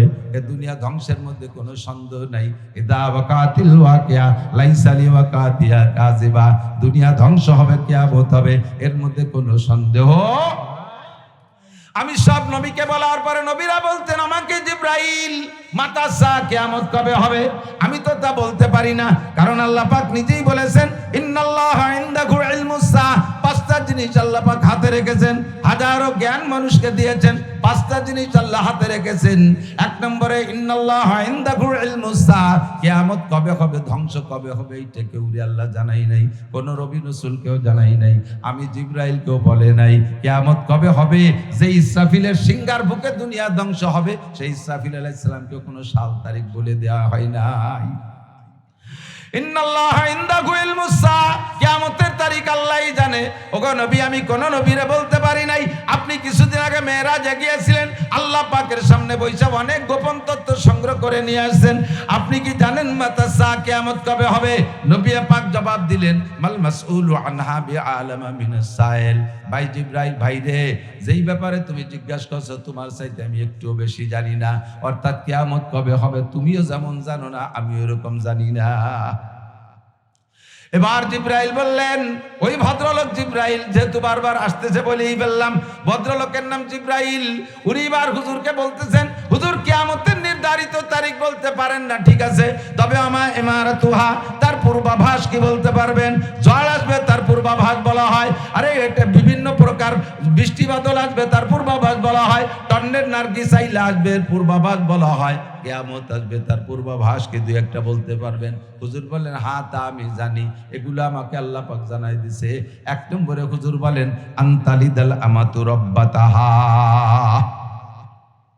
খেয়াল, আনতালিদাল আমাতু রাব্বাতাহা, যখন দেখবা দুনিয়ায় বান্দির পেটে প্রেসিডেন্ট পয়দা হয়, বান্দির পেটে প্রেসিডেন্ট পয়দা হয়, বান্দির বাচ্চা চেয়ারম্যান হবে, বান্দির বাচ্চা মেম্বার হবে, বান্দির বাচ্চা উপজেলা চেয়ারম্যান হবে, বান্দির বাচ্চা এমপি হবে, বান্দির বাচ্চা মন্ত্রী হবে, বান্দির বাচ্চা বড় অফিসার হবে, আরে বান্দির বাচ্চা জাতিসংঘের মহাসচিব হবে, বান্দির বাচ্চা সারা পৃথিবীকে পরিচালনার কাঠি ঘুরাবে। এরকম যখন তোমরা দেখবা, কারণ দুনিয়াটা হলো একটা গাড়ি চালানোর জন্য ড্রাইভার লাগে। ড্রাইভার যদি দক্ষ হয় তাহলে গাড়িটা সুন্দরভাবে চলে, আর ড্রাইভার যদি অদক্ষ হয়, তাহলে তার হাতে গাড়িতে ধাক্কা খায়, কাঁধে পড়ে, খালে পড়ে, অ্যাক্সিডেন্ট করে। কথা বলেন ঠিক কি ঠিক না? দুনিয়া নামক এই গাড়িটাকে চালানোর জন্য আল্লাহ পাক যোগ্য ড্রাইভার শুরু থেকে তৈরি করে পাঠিয়েছেন। সর্বপ্রথম ড্রাইভার আদম আলাইহিস সালাম, এরপরে ড্রাইভার শীস আলাইহিস সালাম, তারপরে মাহলাইল আলাইহিস সালাম, তারপরে ইদ্রিস আলাইহিস সালাম, তারপরে নূহ আলাইহিস সালাম, এরপরে ইব্রাহিম আলাইহিস সালাম, এরপরে ইসমাইল আলাইহিস সালাম, এরপরে ইসহাক আলাইহিস সালাম, ইয়াকুব আলাইহিস সালাম, ইউসুফ আলাইহিস সালাম, সুলাইমান আলাইহিস দাউদ, মুসা আলাইহিস সালাম, দাউদ আলাইহিস সালাম, সুলাইমান আলাইহিস সালাম, ইদ্রিস আলাইহিস সালাম, সুলাইমান আলাইহিস সালাম, এরপরে হযরত ঈসা আলাইহিস সালাতু ওয়াস সালাম, আখেরি ড্রাইভার নবুয়তের সিরিয়ালে মুহাম্মদুর রাসূলুল্লাহ সাল্লাল্লাহু আলাইহি ওয়াসাল্লাম। এই সমস্ত ড্রাইভারকে আল্লাহ পাক আরশে আজিমে বসাইয়া রূহের জগতে প্রশিক্ষণ দিয়া দুনিয়া চালানোর জন্য পাঠিয়েছেন। নবী আলাইহিস সালাতু ওয়াস সালামের সিরিয়াল শেষ হয়ে যাওয়ার পরে Abu Bakr driver, Omar driver, Usman driver, Ali driver, Muawiya driver, Omar ibn Abdul Aziz driver, বাদশা শাহজাহান ড্রাইভার, বাদশা আলমগীর ড্রাইভার, এই সমস্ত দামি দামি আল্লাহ ওয়ালারা যতক্ষণ পর্যন্ত এই দুনিয়ার গাড়ি চালানোর ড্রাইভিং করেছেন, অতদিন পর্যন্ত দুনিয়াটা সুন্দর চলছে, গাড়িটা ভালো চলছে। এই সিরিয়াল চলে যাওয়ার পরে যখন দুনিয়ার ড্রাইভার হবে, আনতালিদাল আমাতু রব্বাতাহা, সুদখোর, ঘুষখোর, মাগিবাজ, ফাঁকিবাজ, লম্পট, লুচ্চ, টন মারে, মন মারে, রাস্তা মারে, খাল মারে, বিজিএফ কার্ড মারে, পঙ্গু ভাতা মারে, বয়স্ক ভাতা মাইরে খায়। কথা বলেন? ব্রিজ মারে, কালভার্ট মারে, রাস্তার পিসকোয়া মেরে খেয়ে ফেলায়, কারেন্টের খাম্বা তার সহ গিলে খেয়ে ফেলায়। এইরকম মারিং ম্যান, ফাঁকিবাজ, ধোঁকাবাজ, লম্পট, এরা যখন দেশের স্টার্টিং ধরবে, এই গাড়ির স্টার্টিং ধরবে, তখন এ গাড়ি আর রাস্তায় চলবে না, বারবার ধাক্কা খাবে, ভূমিকম্প হবে, ভূধস হবে, অগ্নিবৃষ্টি হবে, অনাবৃষ্টি হবে, অতিবৃষ্টি হবে, জলোচ্ছ্বাস হবে, মানুষের চেহারা বিকৃত হয়ে যাবে, আবহাওয়া গরম হয়ে যাবে, সবকিছু অনিয়ম হয়ে যাবে। এগুলো সব নিয়ে খাদে পড়বে, তাই ছাড়া আর কিছু না। আনতালিদাল আমাতু রব্বাতাহা ইযা উসিদাল আমরু ইলা গায়রি আহলিহি ফান্তাযিরিস সা। অন্য হাদিসে আছে ইযা মুদিআল ফাসিকু গাযিবার রব, যখন সমাজের মানুষের স্বভাব নষ্ট হয়ে যাবে, তারা বুঝে শুনে এই সুদখোর, দুর্নীতিবাজদেরকে তারা সমর্থন করবে, আর এই যোগ্য চেয়ারটায় যত বদমাইশদেরকে বসানোর জন্য তারা চেষ্টা চালাইবে, তখন তাদের উপরে আমি আল্লাহ জালেম চাপাই দেব, জালেমরা জুলুম করবে, আর তারা জালেমকে বসানোর জন্য সমর্থন করবে। তখনই আসমান থেকে একের পর এক গজব আসতে তালে থাকবে। আল্লাহু আকবার। একদিকে দাঁড়াইছে একজন বিএ পাস, আর একদিকে দাঁড়াইছে এক পাঙ্কু গাঁজাখোর। কয়টা পয়সা হইছে? কতক্ষণ? বিএ পাস ভদ্রলোক, হাই স্কুলের হেডমাস্টার, কলেজের প্রফেসর, সে ভোট পায় না। পাঙ্কু গাঁজাখোর, গাঁজা খাওয়া লাগে পয়সা দিয়ে, ভোট কামাই করে ফেলাইছে। নামও তার বোতল। নাম কি? বোতল। মার্কা কি? বোতল। খায় কি? বোতল। হয় না? কথা কয় না? বোতল খায়। কি খায়? বোতল। বাইকে দিলে ভোট, বোতল খাবে দেশের লোক। এই বোতল পার্টিতে যখন ভোট পড়া শুরু হয়ে যাবে, এই চেয়ারে বসবে এই বোতল পার্টি। তখন তোমরা সারা দুনিয়ার মৌলবীকে নিয়ে দোয়া মুনাজাত করে জালাল খতম পড়াইয়া আর কাজ করতে পারবা না, আর কাজ করতে পারবা না। তখন তোমাদেরকে ওর মাধ্যমে শাসন করা হবে, দেশটা চুষে খেয়ে ফেলবে। এই দেশের সোকালারা টাকা পায় না, সোকালারা টাকা সয়ে দেয় না, কানাডারে বিল্ডিং বানায় দেয়। কানাডা দেশে নো কানাডা, ওর নাম তুই যেন কানাডা। বেগমপাড়া বিল্ডিং হয়ে যায় হাজার হাজার, আর আমরা গরিব গরিবের টাকা সয়ে দেখি না। নেলো কি ওই জায়গায় টাকা? ওই যে কানাডায় টাকা নেছে কেনা আহমদ শফি সাহেব, কথা কয় না? আহমদ শফি সাহেব, হাটাজারি হুজুর, পটিয়া, বাবুনগর, জিরি, নাজিরাট, লালবাগ, ফরিদাবাদ, মালিবাগ, যাত্রাবাড়ি, গহরডাঙ্গা, পুড্ড মাদ্রাসা, বাহিদ্য মাদ্রাসা, শামসুল উলুম, কোন মাদ্রাসার হুজুররা বিদেশে টাকা নেই। টাকা নেছে কারা? যেই বোতল ভাইদের পিছনে নাচছি সেই বোতল ভাইরা। কথা বলেন ঠিক কি ঠিক না? কোন চাষি বা কোন সালুন খার জম। এক চাষিরে দোষ দিয়ে লাভ নাই, সব চাষিরে দেখা হয়ে গেছে 54 বছর পর্যন্ত। ঠিক কি ঠিক না? আল্লাহু আকবার। নবী পাক বলেন কিয়ামতের পূর্বাভাস, আনতালিদাল আমাতু রব্বাতাহা, যখন দেখবা বান্দির পেটে প্রেসিডেন্ট পয়দা হয়, বান্দির বাচ্চা প্রেসিডেন্ট হয়। এ হলো একটা তরজমা। আর একটা তরজমা হলো যখন সন্তানরা মায়ের সাথে বান্দির ব্যবহার করবে, বউরে নিয়ে সোনাস্থান পিতেলে গুগু বউডারে নিয়ে সাততলায় এসির মধ্যে ঘুমাবে, আর বাপ 9টা 10টার আগে ঘুম থেকে উঠবে না। আর রাত্রে শোয়ার সময় বলে রাখবে, আম্মু আমরা তো 9টার আগে ঘুম থেকে উঠবো না, তুমি সকালে নাস্তাটা তৈরি করে রেখো, ঘর বাড়িটা ধুয়ে বসে পরিষ্কার করে রেখো, আমাদের গতকালকের কাপড় চোপড়গুলো ময়লা রয়েছে মা পরিষ্কার করে রেখো। মারে বান্দির মতো খাটাবে আর বউরে নিয়ে টঙ্গের পর আরাম করবে। এটা হলো আনতালিদাল আমাতু রব্বাতাহা, বান্দির বাচ্চা রাজা হয়ে যাবে আর মায়ের সাথে সন্তানে বান্দির মতো আচরণ করবে। 2 3 নম্বর তরজমা হলো সন্তান আর মায়ের মধ্যে পরিচয় থাকবে না। বান্দির সাথে যেমন যৌন মিলন করা যায় আছে স্ত্রীর মতো, স্ত্রীকে যেমন ব্যবহার করা যায় বান্দিকে ওইরকম ব্যবহার করা যায়। এমন একটা সময় আসবে মানুষের ভিতরে রিশতাদারিত্বের পরিচয় ঠিক থাকবে না। সন্তানে যাইয়া মাকে বিয়ে করবে অথবা সন্তানে মায়ের সাথে বান্দির মতো আচরণ করবে। এই কথাটা যখন পড়তাম তখন বুঝতাম না, ইদানিং কালে বর্তমান কালে বাংলাদেশে বুঝাই দিচ্ছে। আল্লাহু আকবার। পার্কের ভিতরে বিভিন্ন ভাবে ঘোরাফেরার ভিতর দিয়ে যে কোনো ভাবে ক্ষুধা প্রদত্ত ভাবে গর্ভধারণ করে ফেলাইছে, আসমানি ভাবে। এই বাচ্চা রাখবে কোন জায়গায়? বাচ্চার বাপের পরিচয় নাই, বাপ তো হারাই গেছে। গর্ভ যখন পুড়ে গেছে, বাচ্চা ডেলিভারি হওয়ার মতো সময় এসে গেছে, ডেলিভারি যে কোনো ভাবে হয়ে গেছে, বাচ্চাগুলোর ডাস্টবিনের মধ্যে ফেলাই রাখতেছে। পেপার পত্রিকায় আপনারা খবর জানেন, পেপার পত্রিকায় যারা দেখেন, সংবাদ দেখেন, ঢাকা শহরের ডাস্টবিনের মধ্যে একটা জীবিত বাচ্চা পাওয়া গেছে।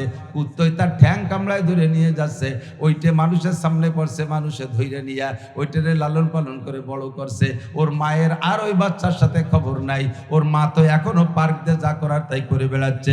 15-16 বছর পরে, 20 বছর পরে যখন ওই ছেলে বড় হয়েছে, ওর আব্বাও নাই, ওর মায়েরও খবর নাই। ও ছেলে তো ওইরকমই হয়, যার গার্জিয়ান না থাকে, তাকে তত্ত্বাবধান করার কেউ না থাকে, তাকে কি বলা হয় কন্ট্রোল করার কেউ না থাকে, ইচ্ছা মতো চলাফেরা করে। ও ছেলে আবার সেই পার্কে গেছে, যে দেখে সুন্দরী একটা মেয়ে সেজে গুজে ঘুরতেছে, এই মেয়েটার সাথে সম্পর্ক কইরা তার সাথে আবার সেইভাবে ব্যবহার শুরু করে দিয়েছে। যেই মহিলার সাথে এবার সম্পর্ক করছে সেই মহিলা কিন্তু ওর সেই মা। জারজ সন্তানে দেশটা ভরে যাচ্ছে, এর নামই হলো জারজ সন্তান বৃদ্ধি পাবে, জারজ সন্তানে ভরে যায়। 14ই ফেব্রুয়ারিকে কেন্দ্র কইরা 14ই ফেব্রুয়ারি ভালোবাসা দিবস বানাইয়া লক্ষ লক্ষ জারজ সন্তান দুনিয়ায় জন্ম দিচ্ছে সারা বিশ্বব্যাপী। কথা বলেন, একটা ভালোবাসা দিবস কইরা দুনিয়াকে নষ্ট করে ফেলতেছে, জারজ সন্তানে দেশটা ভরে যাচ্ছে। এটাই হলো আনতালিদাল আমাতু রব্বাতাহা। 2 নম্বর হলো ওয়া আনতারাল হুফাতাল উরাতাল আলাতা রিয়া আশা ইয়াতাতাওয়ালুনা ফিল বুনিয়ান। নবী পাক বলেছেন 1500 বছর আগে, যখন এরকম দেখবা, যখন এরকম হবে, তখন বুঝবা দুনিয়ার 12টা বাজে গেছে, যে কোনো সময় ধ্বংস হতে পারে। 1500 বছর আগে হুজুর বলছেন যখন এরকম হবে। এখনই কি বলা লাগবে যে আর হবে? এখন হবে না হচ্ছে? একটু জোরে বলেন, হবে না হচ্ছে? আর কি সামনে বাকি আছে না রানিং হয়ে গেছে? অবশ্যই সব রানিং হয়ে গেছে। এরপরে হুজুর বলেন ওয়া আনতারাল হুফাতাল উরাতাল আ, হুফা মানে খালি পায়, হাফি মানে খালি পায়। এমন এমন গরিবের বাচ্চা, গরিব একটা সময় জুতো স্যান্ডেল পাই নাই পরনের জন্য, খালি পায় ঘোরাফেরা করছে। আনতারাল হুফাতাল উরা, পর্যাপ্ত পরিমাণ পোশাক পাই নাই, খালি গায়ে ঘোরাফেরা করছে। শীতের সময় পর্যাপ্ত কাপড় পাই নাই, আগুন জ্বালাইয়া সেখান থেকে হিট নেছে, গায়ে হিট নেছে, তাপ নেছে, এভাবে জীবনযাপন করছে। হুফাতাল উরাতাল আলা, এরপরে ক্ষুধার্ত, বাড়ি বাড়ি যে 4টে পান্থা পানি চেয়েছে খাইছে, এমন গরিবের গরিব। আলাতা রিয়া আশা, এবং কোনো যোগ্যতা না থাকার কারণে, সার্টিফিকেট না থাকার কারণে ভালো কোনো চাকরি পায় নাই, মানুষের বাড়ি রাখালি করে বেড়াইছে। ছাগলের রাখাল, গরুর রাখালি, বাৎসরিকভাবে রাখালি করত, বাৎসরিকভাবে রাখালি ছিল। আপনারা মুরব্বীরা বলেন, একসময় আপনাদের বড় বড় ভালো ভালো ফ্যামিলিতে বাৎসরিকভাবে রাখাল রাখতেন, মনে আছে নাকি? একটু পিছনের দিক হাঁটতে দেখেন, যারা এলাকায় ভালো ভালো পরিবারের ভিতরে রাখাল থাকতো, সেই সমস্ত রাখালদের অবস্থা কি? হুফাতাল উরাতাল আলাতা রিয়া আশা ইয়াতাতাওয়ালুনা ফিল বুনিয়ান। এখন তারা বড় বড় উঁচু উঁচু বিল্ডিং বানায়, পাল্লা দিচ্ছে। কতক্ষণ চারটে ভাতের জন্য দাঁড়ে দাঁড়িয়ে ঘুরছে, পর্যাপ্ত পোশাক পাই নাই, পায়ে একটা স্যান্ডেল নাই, শীতকালে পাও ফাইটে বালিয়ে ভাঙ্গির মতো চৌচির হয়ে যাইতো। এই বাড়ি বাড়ি চেয়েছে, চারটে পান্তা পানি খেয়ে বেড়াইছে। হঠাৎ করে আঙ্গুল ফুলে কলা গাছ, আঙ্গুল ফুলে কলা গাছ। সে এখন আপনাদের আমাদের সব জায়গায় আছে, সারা বাংলাদেশ জুড়ে লম্বা লম্বা উঁচু উঁচু বিল্ডিং এর পাল্লা দেয়। যেই বাড়ির চাকর ছিল সেই বাড়ির বিল্ডিং ছিল দোতলা, ও পয়সা হওয়ার সাথে সাথে বিল্ডিং বানাইছে 4 তলা। কয় ওই বাড়ি দোতলা থাকলে আমারটা হবে 4 তলা। উনার গাড়ি কয় কান 5 কান, আমার হবে 10 কান। উনার কি গাড়ি নরমাল ট্রাক, আমার হবে ডিস্ট্রিক্ট ট্রাক। উনার কি গাড়ি, উনার কি বাস, কয় উনার লোকাল বাস, আমার হবে পরিবহন। উনার কয়টা ট্রাক কি বলা হয় গার্মেন্টস আছে, 5টা আছে, আমার হবে 10টা। এমন করে সম্পদের পাল্লা চলবে, ইবাদত বন্দেগীর পাল্লা থাকবে না, নামাজ কালামের পাল্লা থাকবে না, ধর্মীয় দিক দিয়ে পাল্লা থাকবে না, জিকিরের পাল্লা থাকবে না। কখনো কথা বলবে না ওর নামাজ পড়ে কি পরিমাণ, 5 ওয়াক্ত, আমি পড়বো আরো 5 ওয়াক্ত বেশি, আমি নফল পড়বো, ইশরাক পড়বো, আবিন পড়বো, চাষ পড়বো, তাহাজ্জুদ পড়বো, আমি বাদাত জাওয়াল পড়বো। এমন করে নামাজের পাল্লা দেবে না। ও কেমন করে ইবাদত করে, কয় ও 1 চিল্লা দেশে আমি 3 চিল্লা দেবো, এই চিল্লার পাল্লা থাকবে না। ও কি করে, কয় কোরআন শরীফ পড়তে পারে না, খালি নামাজ পড়ে, আমি কোরআন শরীফ পড়া শিখবো, এই পাল্লা থাকবে না। ও কি করছে, কয় উমরা করছে, আমি হজ করবো, এ পাল্লা থাকবে না।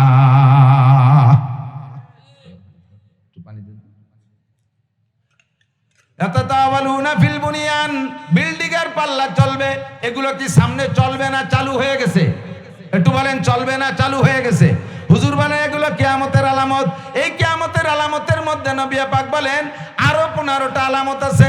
মাঝে মাঝে ওয়াজের মধ্যে বলি, এবারই সামনে বাইতে গেছে। ভূমিকম্প কেন হলো? এই ভূমিকম্পের কথাটাই নবী পাক বলেছেন, রিহান আমরা জালজালাতান ওয়া মাসকান ওয়া কাজফা। দুনিয়ায় মানুষের স্বভাব, মানুষের আমল আখলাক যখন এমন হবে, তখন যে গজবগুলো কিয়ামতের আগে শুরু হবে, তার ভিতরে 1 নম্বর গজব হলো গরমকালে হাওয়া এমন গরম হয়ে যাবে যা সহ্যের বাহিরে, গরমে মানুষ মরা শুরু হয়ে যাবে। 2 নম্বরে জালজালা, দেশে বারবার ভূমিকম্প হবে। 3 নম্বরে মাসকা, মানুষের চেহারা পরিবর্তন হয়ে যাবে। 4 নম্বরে কাজফা, পাথর বর্ষণ, শিলা বর্ষণ হবে। অনাকাঙ্ক্ষিত বৃষ্টি বর্ষায় আর ঝড় তুফানে মানুষের সোনার ফসলগুলো কেড়ে নিয়ে যাবে। এই সমস্ত গজবের কারণ হলো 15টা। একটু বলেন কয়টা? কষ্ট হচ্ছে? আল্লাহ, 15টার ভিতরে 1 নম্বর হুজুর বলেন ইজাতুকিদাল ফাই উদাওয়ালা। যখন দুনিয়ার মানুষ, কোন দেশের মানুষ, ইজাতুকিদাল ফাই উদাওয়ালা, যুদ্ধে বিজয়ী সম্পদ, আমার দিক, যুদ্ধে বিজয়ী সম্পদকে যখন নিজের দৌলত মনে করবে। বাংলাদেশকে স্বাধীনের পর থেকে আমাদের যত দ্বন্দ্ব, ওই একটা জায়গায় দেখতেছি, গজবের কারণ, ভূমিকম্পের কারণ, এইটাই একটা কারণ। 1 নম্বর ইজাতুকিদাল ফাই উদাওয়ালা, যুদ্ধে বিজয়ী সম্পদকে নিজের সম্পদ মনে করে কামড়া কামড়ি। এক দল কয় আমরা স্বাধীন করছি, আর এক দল কয় আমরা ঘোষণা দিছি। এই স্বাধীন আর ঘোষণা নিয়ে 2 দলের কামড়া কামড়িতে সারা বাংলাদেশের 18 কোটি মানুষ অস্থির। ভূমিকম্প কেন হয়? যত দোষ নন্দ ঘোষ মৌলবীকে উপরে দোষ কয়। আগে এত হুজুরও ছিল না, এত আযাব গজবও ছিল না, তাই কি হুজুর ভাই যে আযাব গজব বাড়াইছিল? এই কথাটা ফিরাউনি কথা। এই কথাটা কি কথা? ফিরাউন 300 বছর পর্যন্ত রাজত্ব চালাইছে, মাতুপারি করছে, এর ভিতরে কোনো আযাব গজব আসে নাই। 300 বছরের মাথায় যখন মুসা আলাইহিস সালাম নবী হয়ে আসছে, তখন মুসা আলাইহিস সালাম যখন তারে কলেমার দাওয়াত দিয়েছে, কুল লা ইলাহা ইল্লাল্লাহু মুসা কালিমুল্লাহ, তখন ফিরাউন কয় আনা রাব্বুকুমুল আলা, আমি আবার কোন আল্লাহরে আল্লাহ মানবো? আমি তো সবচেয়ে বড় রব। বলার সাথে সাথে আল্লাহ পাক আয়াতে 9 একে একে 9টা গজব তার উপরে চাপাই দিয়েছে। 1 নম্বর গজব হলো একই এলাকায়, একই মিশরে বসবাস। মুসা আলাইহিস সালামের কওমের নাম বনি ইসরাইল। তারা যে এলাকায় থাকে, ওই এলাকার মধ্যে কোনো ফিরাউনের কওম নাই, তার নাম হলো কিপ্তি। আর ফিরাউনের কওম যে জায়গা, সেই কিপ্তির এলাকা আলাদা। একই এলাকায়, একই গ্রামে, একই শহরে থাকে। মুসা আলাইহিস সালামের কওমের সব পানি আছে, ফিরাউনের কওমের সব পানি রক্ত হয়ে গেছে। এমন রক্ত, জমাট বাঁধা রক্ত খাতি পারে না। আর পানি না থাকলে কি মানুষ বাঁচে নাকি? ফিরাউনের কাছে আইছে, ওর উম্মতরা আইছে, কাছে খোদা তাল্লাহ, মুসার এলাকার পানি তো পানি আছে, তো তোমারে আমরা ক্ষুদা মানি, তোমার এলাকার পানি তো রক্ত হয়ে গেছে, বাঁচার উপায় কি? কয় যে কি করি, কদি দাঁড়া দেখি, যাক আমি চেষ্টা করতেছি। গোপনে যাইয়া একা একা রাত্রে বেলা মুসা আলাইহিস সালাম বলছে, মুসা এই তো বিপদে পড়ে গেছে, পানি পানি বানাই দিতে কও আল্লাহ রে, ও তো জানে আল্লাহ আলাদা আছে, আমি এবার সবাই নিয়ে কলেমা পড়বো। মুসা আলাইহিস সালাম কইলে আল্লাহর বাপ ভালো, মনে তওবা করছে, পানি বানাই দাও, ও কলেমা পড়বে। পানি বানাই দিছে, পানি হয়ে গেছে। আল্লাহ পাক পরের দিন সকালবেলা পানি ঠিক করে দিছে। এখন মুসা আলাইহিস সালাম পড়ো, কলেমা পড়ো। কয় যে কেন কলেমা পড়বো, এই পানি আগেবারে কোনোদিন রক্ত হয় নাই, তুমি আসার কারণে পানি রক্ত হইছে। কথা তো ঠিকই, মুসা আলাইহিস সালাম আসার কারণে রক্ত হইছে। তা মুসার কারণেই যদি রক্ত হয় পানি, তাহলে মুসার কমে হলো না, তোর কমে হয় কে? মুসা আসার পরেই হয়েছে ঠিক, কিন্তু দোষটা কি মুসার না ফেরাউনির? জোরে বলেন, মুসার না ফেরাউনির? দেশে হুজুর বাড়ছে, আজাব গজব বাড়ছে। আগে দেশে এত বড় বড় হুজুর ছিল না, আজাব গজব ছিল না, তাই কি হুজুররা আজাব গজব টেনে আনছে? হুজুররা এই পরিমাণ হইয়ে যে পরিমাণ বয়ান বক্তৃতা করতেছি, আমরা যে পরিমাণ প্রতিবাদ করতেছি, এত যদি না থাকতো তাহলে দুনিয়া এই কয়দিন বাংলাদেশ শেষ হয়ে যাইতো, বাংলাদেশ থাকতো না। হুজুরকে দোষ, যত দোষ নন্দ ঘোষ, ইজাত তো কিজাল ফাই উদাওয়ালা। আমরা কোন হুজুর এদেশে ওইভাবে নিয়ে কামলা কামলি করি না, বলি না যে এটা আমরা করছি, এটা আমরা করছি, ওটা আমরা করছি। হ্যাঁ, বললে আমরাই বলতে পারি, এই উপমহাদেশ থেকে ইংরেজকে তাড়ানোর যে আন্দোলন, এটা উলামায়ে কেরামই সর্বপ্রথম শুরু করেছে। উলামায়ে কেরামের আন্দোলনে এই দেশ স্বাধীন হয়েছে, এই এশিয়া মহাদেশ ধরে স্বাধীন হয়েছে। নইলে আজও পর্যন্ত ইংরেজের গোলামি করা লাগতো, আর বাংলাদেশের নির্বাচন করানো লাগতো না, এদেশের প্রেসিডেন্ট প্রধানমন্ত্রী হওয়া লাগতো না। স্বাধীনতা যুদ্ধ করে লাস্টে পাকিস্তানের থেকে যুদ্ধ হইয়া সেইটার নাম স্বাধীনতা, আবার আর একটা স্বাধীনতা। ও দোস্ত, এই বাংলার জমিনের থেকে, এই উপমহাদেশ থেকে ইংরেজকে তাড়ানোর আন্দোলন উলামায়ে কেরামই করেছে। ঠিক কি ঠিক না? কিন্তু আমরা সেভাবে দাবি করি না, আমরা বলি সকলে মিলেমিশে তাই ঈমান আমলের সাথে থাকি, যাতে কোনো জয় ঝামেলা না হয়। ঠিক কি ঠিক না? 2 নম্বর গজবের কারণ হলো ভূমিকম্পর 2 নম্বর কারণ ওয়াল আমানাতু মাগনামা, আমানতের সাথে খেয়ানত করে যখন শুরু হবে। ওয়ার্ডের আমানত মেম্বার খেয়ানত করে, ইউনিয়নের আমানত চেয়ারম্যান খেয়ানত করে, এদিক তো করে না। বিজিএফ কাট করতে যে পয়সা নেয়, বয়স্ক ভাতা করতে পয়সা নেয়, বিধবা ভাতা করতে পয়সা নেয়, কে পয়সা নেবে? কে বিধবা ভাতা করে দেবে, পয়সা কেন নেবে? খেয়ানত করে, আমানতের খেয়ানত। বিজিএফ কার্ড মারে, টোন মারে, মন মারে, রাস্তা মারে, খাল মারে, সব কিছু মারে খাই। মেম্বার ওয়ার্ডের আমানত মারে, চেয়ারম্যান ইউনিয়নের আমানত মারে, উপজেলা চেয়ারম্যান উপজেলার আমানত মারে, আমানতের খেয়ানত করে। আরে এমপি সাহেব তার সিটের খেয়ানত করে, মন্ত্রী সাহেব তার মন্ত্রণালয়ের আমানতের খেয়ানত করে। কথা বলেন, স্কুলের আমানত যার কাছে আছে সে খেয়ানত করে, মসজিদের আমানতকে সে আর খেয়ানত করে। যখন আমানতের খেয়ানত শুরু হবে, তখন ভূমিকম্প শুরু হবে।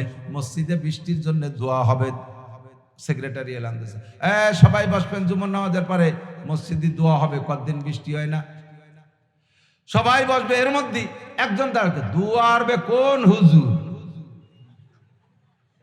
এরকম বুতুম পেশার মতো চোখ পাকাইছে, দোয়া আরবে কোন হুজুর? কেন, কি হয়েছে? আরে সেই হুজুর আছে, বাহিরদের হুজুর মাঠে যে আমাকে নিয়ে ইস্তেসকার নামাজ পড়ছি, সেই জায়গাতে ভিস্তি ভিস্তি বাড়ি আইছি, আর সেই হুজুর আছে। এখন হুজুরও প্লাস্টিকের, বদনাও প্লাস্টিকের। আগের হুজুররা কাঁসার বদনায় ফু দিলি তলা খুলি বার হয়ে যেত, আর এখন হুজুরও প্লাস্টিকের, বদনাও কাঁসার বদনা আছে নি কোনো বাড়ি? কোন হুজুর দুয়ারবে? বেয়াদবি করলো কে? কয় কি যে মোল্লাগে মসজিদের কেশিয়ার, তো ও যে কাছে কে? কয় যে উনি তো 4-5 শুক্রবার আমাকে এনে নামাজ পড়ে। কেন? ওনার কাছে ক্যাশের টাকা রয়েছে মসজিদে, সেইটাই উনি এই মাইয়ে বিয়ে দিছে, পরে মসজিদের কাজ করবে, সেই সময় টাকা দিতে পারতেছে না বলে রাগারাগি বাদ দেয়, আমাকে মসজিদে নামাজ পড়ে। আর এই নুস্য এ কয় কি যে কোন হুজুর দোয়া আরবে? এই যে বৃষ্টি বন্ধ হয়েছে, এটা তোর কারণে হয়েছে। কথা বলেন না কেন? তোর কারণে হয়েছে। আমার একটা বদনা দাও, আমি ফু দেবো, এখনো তলা খুলে যাবে। একটা বদনা কাঁসার দাও তো, কাঁসার বদনা। আগের হুজুররা ফু দিলি, বাইদের হুজুর ফু দিলি খুলিয়ে যেত, তলা বেরোয় যেত। পুড্ডের হুজুর তলায় ফু দিলি, বদনার তলা বেরোয় যেত। আর এক হুজুর ফু দিলি, তলা বেরোয়। এখন আমি ফু দেবো, তলা না খুললি পারে এই জায়গার থেকে এই পুড্ডতে বাড়ি যাবো না। বদনাটা দাও তো, বদনাটা আমারে দাও তো। বদনাই তো প্লাস্টিকের, কাঁসার একটা বদনা দাও। কোন বাড়ি সুদ না আছে? সুদকর, ঘুষকর, বেড়া, ক্যাডাম, কারিদাস, বিআরডিবি, শনিবার, জাগরণী চক্র, আশা, প্রশিকা, গ্রামীণ ব্যাংক, বেপারদা, বেনামাজি, কোন বাড়ি না আছে? বদনাটা কাঁসার কোন বাড়ি আছে? সব বাড়ি তো প্লাস্টিক। ফু দেবো কারে? তাহলে আমার দাগ দাগ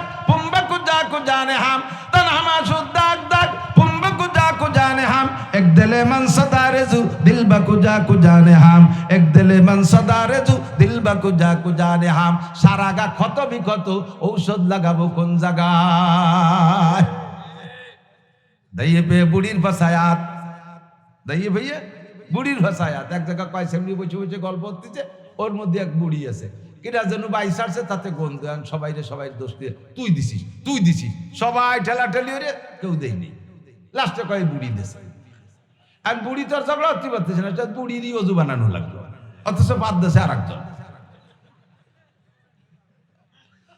সারা দেশ ভরে মেম্বার, শহীদার, দফাদার, সবচেয়ে বলবো বড় ঘুষখোর বর্তমানে, সবচেয়ে বড় ঘুষখোর বর্তমানে বলেন জানেন কে?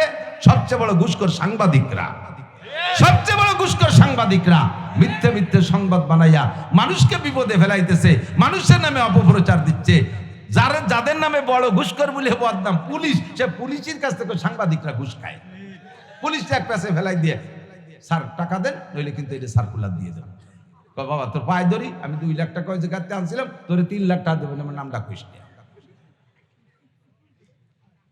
আর আমাকে দোষ দেয়, ফু দেয় না, সেই ফু দিয়া হুজুর নেই।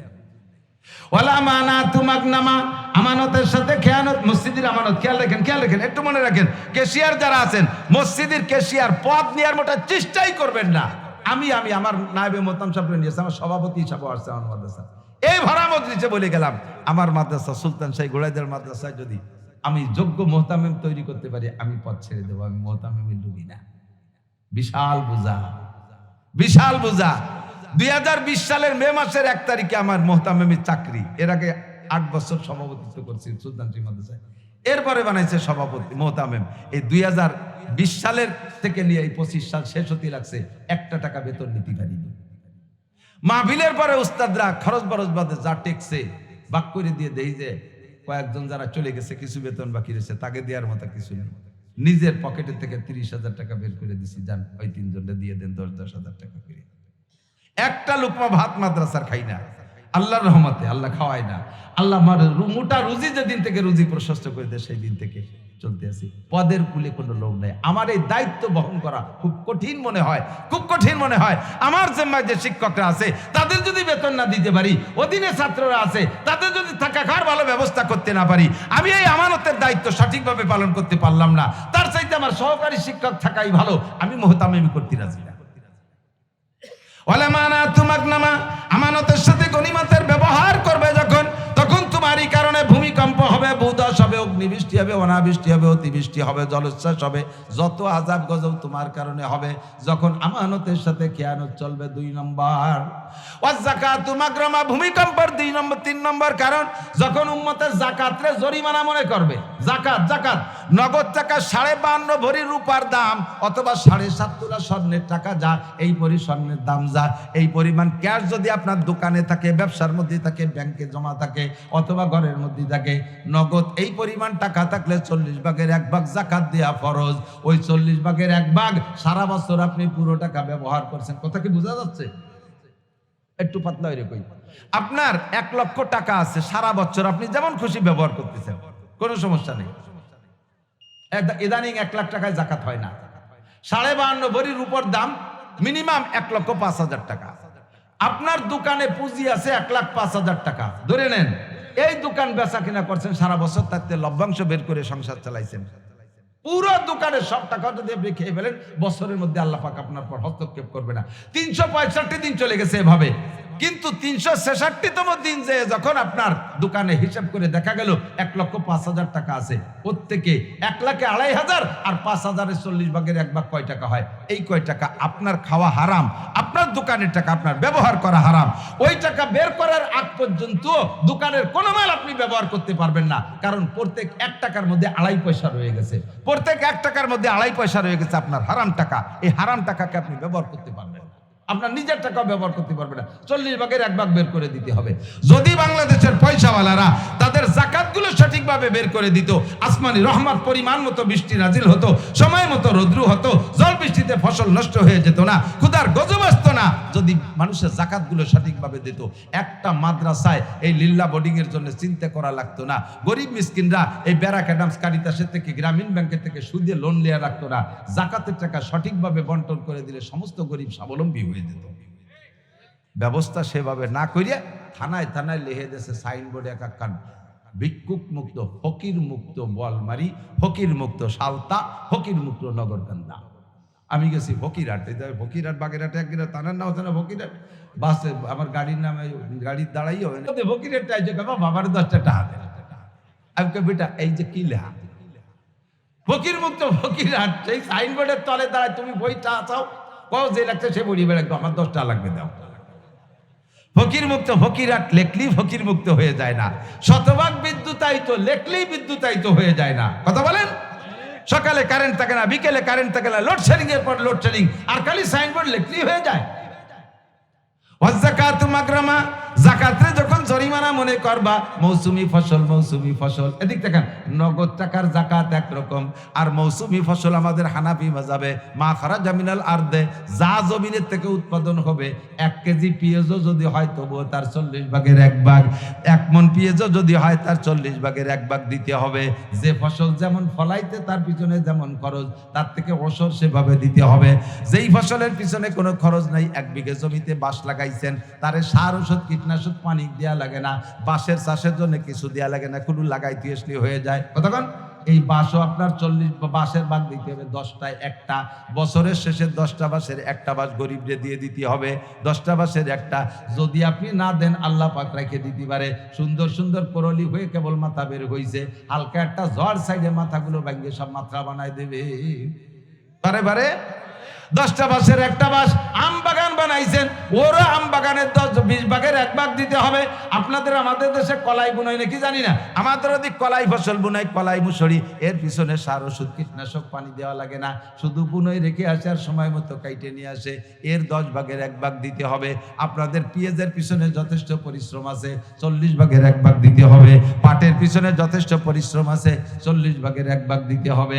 আর ধানের পিছনে যথেষ্ট খরচ আছে, ওর 40 ভাগের 1 ভাগ দিতে হবে। 40 ভাগের 1 ভাগ বের না করে মুখস্থ আপনি সব খরচ করবেন, ওর ভিতরে গরিবের হক থাকার কারণে আপনারটা আপনারও হালাল না।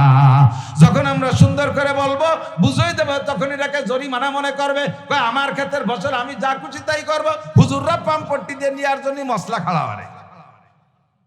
আবার যখন ধান পাট কালেকশনে যাই, ধান দেয় কোন সাইজের ধান, পিএস দেবে যত কাটা পিএস, কুচো পিএস সেইগুলো দেবে। দান দেবে আগাইলে মাইটনে খেড়িও দান, সিটে দান। আল্লাহু আকবার। আল্লাহ পাক রব্বুল আলামিন বলেন, এই সিটে দান আর আগাইলে দান দিলে কিরম লাগে আগামীবার দেখাই দেব। আগামীবার ধান যখন ফুলে বেরোইছে, ফুল বেরোইছে, হালকা একটা বাতাস দিয়ে ফুল ঝরে গেছে, এবার ধান সিটে হয়ে গেছে। 1 বিঘে জমিতে 30 মণ 40 মণ ধান হইতো, কাটিয়ে আইলে মলন মেলার পরে মাড়াই করার পরে ধান সে গাদি সেরকম হয়েছে, কিন্তু বলই দেখে 30 মণ সিটে আর 5 মণ হয়েছে ধান। লম্বা একটা হাই ছেড়ে কয়, আল্লাহ বুঝলো না। আল্লাহ বেড়া কেটে 30,000 টাকা দিয়ে বলক করছে, আল্লাহ বুঝলো না। আল্লাহকে বুঝিলেই গতবার আবার তালবি আলী ভাই ছিল মাদ্রাসা থেকে, তাকে সিটে দান দিছিস, সিটে দান দিলি কলিজার মধ্যে কেমন লাগে তাই বুঝনের জন্য একটা বুঝ দিয়ে দিলাম। ও যাকাতু মাগরামা, বেড়ে যাচ্ছে কথা, শুধু হেডলাইন বলে চলে যাব। 4 নম্বর হলো ওয়াতুল্লিমালি গায়রিদ্দিন। মুসলমানরা যখন সন্তানদেরকে দিন শিক্ষা দেবে না, সব দুনিয়ার শিক্ষার পিছনে পাগল হবে, ইংলিশ মিডিয়ামে পড়াবে, এই সালতানগর কান্দার স্কুলে পোষায় না, ফরিদপুর শহরের স্কুলে পড়াবে, ঢাকার স্কুলে পড়াবে, কেজি কিন্ডার গার্ডেন, হাজার হাজার স্কুল কলেজ হবে, কিন্তু মাদ্রাসা হবে না। মাদ্রাসা থাকলেও সেখানে সন্তানদেরকে দেবে না। যদিও সন্তানদেরকে দেয়, খেয়াল করি, মাদ্রাসায় পড়বে একদল, পড়বে একদল, পড়বে না তা না, পড়বে একদল, কিন্তু উদ্দেশ্য খারাপ। শুধু প্র্যাকটিস চলতেছে, গজলের প্র্যাকটিস, কন্টের প্র্যাকটিস, বয়ানের প্র্যাকটিস। কিংবা কেন? হাফিজুর রহমান সিদ্দিকী ওয়াজ করেন, বাপরে বাপ, ডেলি রাত্রে দিন জড়ায় 3 লাখ টাকা। ওয়াজে অল্প পরিশ্রমে মোটা ইনকাম, এই জন্যই ভর্তিছি, দুনিয়া কামাই করে মোটা টাকা কামাই করব, হেলিকপ্টারে উঠবো, লাখ লাখ টাকা কামাই করব। আলেম হবা, তোমার বয়ানে দেশের মানুষ হিদায়াত পাবে, কিন্তু তোমার ওই এলেমের দ্বারা ফায়দা হবে না। তুমি ভূমিকম্পের কারণ। দিন শিখবা দুনিয়া কামাই করার জন্য। কওমি মাদ্রাসায় পড়বে না, যেই মাদ্রাসায় পড়লে সার্টিফিকেট হয় সেই মাদ্রাসায় পড়বে, যেই মাদ্রাসায় পড়লে সরকারি সার্টিফিকেট হয় সেই মাদ্রাসায় পড়বে। এর নাম হলো দিন শিখা দুনিয়ার উদ্দেশ্যে। এদের কারণে ভূমিকম্প হয়, সিডার সুনামি হয়, এদের কারণে করোনা হয়। 4 নম্বর। 5 নম্বর নবী পাক বলেন, 5 নম্বর হলো ওয়া আতা আর রাজুলু ইমরাতাহু, যখন পুরুষরা নারীদের আনুগত্য হয়ে যাবে, বৌতি যা কবে তাই করবে, বৌতি কয় ওঠো উঠবে, বৌতি কয় বসো বসবে, মায়ের কথা শুনবে না। ওয়া আদনা ওয়া আতা আর রাজুলু ইমরাতাহু ওয়া আক্কা উম্মা, মায়ের সাথে নাফরমানি করবে, মারে পয়সা দেবে না, মারে কাপড় দেবে না, মারে ঔষধ দেবে না, মাকে খাবার দেয়। যুবক, মায়ের পেটে তুমি জন্ম নিয়েছো, মায়ের পেটে জন্ম নিয়েছো, মায়ের দুধ খাইছো, তুমি বোর পেটে জন্ম নেও নাই, শাশুড়ির দুধ খেয়ে বড় হও নাই। ইনকাম শিকার পরে শাশুড়ির নামে একটা অ্যাকাউন্ট খুলে সেই অ্যাকাউন্টে টাকা জমা রাখে, আব্বা মার থেকে চোখে ধুলো দিয়া টাকারে গোপন রাখে। তুমি ভালো করে জেনে নাও, বিশ্বনবী বলেন সালাসাতুন কদ হারামাল্লাহু আলাইহিমুল জান্নাহ, 3 জনের জন্য বেহেশতে হারাম। তার মধ্যে এক নম্বর হলো মুদমিনুল খামার, যারা নেশাখোর, তাদের জন্য বেহেশতে হারাম। 2 নম্বর আল আক, মা বাবার নাফরমান সন্তান। আব্বা মাকে কষ্ট দিয়ে যদি তুমি কাবা ঘরের মধ্যে তোমার মরণের সময় হয়, কাবা ঘরের মধ্যে যদি তোমার মরণ হয়, তবুও তোমার মরার সময় কলেমা নসিব হবে না, কারণ আব্বা মা তোমার উপরে যুক্তিসঙ্গত ভাবে দুঃখ পেয়ে বসে আছে, অযৌক্তিক ভাবে না, যুক্তিসঙ্গত ভাবে তোমার পর কষ্ট পেয়ে বসে আছে। অনেক ছেলেরা আছে কয় আমি কি তোমার ছেলে একা নাকি, আরো ছেলেরা আছে না, তাদের কাছে চাইতে পারো না। এ কথা বলবা না যুবক, এ কথা বলবা না। তুমি মনে করবা তোমরা 5 ভাইও যদি হও, তুমি মনে করবা আমি আমার মায়ের একাই সন্তান, আমার কামাইটা মায়ের কাছে দেব। আরে ক্যাশ টাকা আইনা আব্বা আমার হাতে দিয়ে গুনাবা। 1 লক্ষ টাকার একটা বান্ডিল, আব্বা তো যখন ইনকাম করতে জানতেন তখন বাংলাদেশে 1000 টাকা জন্ম নেই 1000 টাকার নোট। এখন 1000 টাকার বান্ডিল আব্বার হাতে দিলে আব্বাকে ওরে বাবা, হাসিনে দেশে নাই, কত বড় টাকা বানাইতে গেছে। এই 1 লাখ টাকার বান্ডিল হাতে দিলি, নাড়াচাড়া করে ওই বান্ডিলের থেকে বাপের সাহস হয় না ওর থেকে 1 টাকা খুলে নিতি, কিন্তু নাড়াচাড়া কইরা আবার তোমার হাতে দেবে, যাও আব্বু এটাকে দিয়ে তুমি কাজে লাগাও।